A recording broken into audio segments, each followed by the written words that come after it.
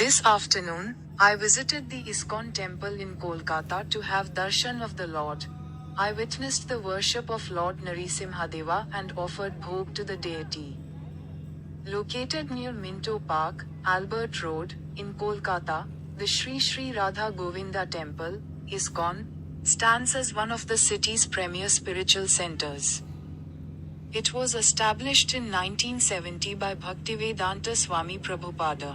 Amidst this serene atmosphere, regular worship of Radha Krishna, bhog offerings, and aarti ceremonies are conducted. The temple complex also houses a vegetarian restaurant and a bookstore. জয় রাধে। আজ বিকেলে ভগবানের উদ্দেশ্যে আমি কলকাতার ISKCON মন্দিরে গিয়েছিলাম। সেখানে আমি ভগবান নৃসিংহদেবের আরাধনা প্রত্যক্ষ করলাম এবং বিগ্রহের উদ্দেশ্যে ভোগ নিবেদন করলাম। কলকাতার মিন্টো পার্কের আলবার্ট রোড সন্নিকটে অবস্থিত শ্রী শ্রী রাধা গোবিন্দ মন্দির ইস্কন এই শহরের অন্যতম প্রধান আধ্যাত্মিক কেন্দ্র হিসেবে সুপরিচিত। 1970 সালে ভক্তিবেদান্ত স্বামী প্রভুপাদ এটি প্রতিষ্ঠা করেছিলেন।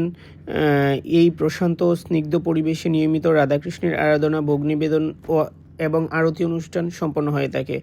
মন্দির প্রাঙ্গণে একটি নিরামিষ ভোজনশালা এবং একটি বইয়ের দোকানও রয়েছে।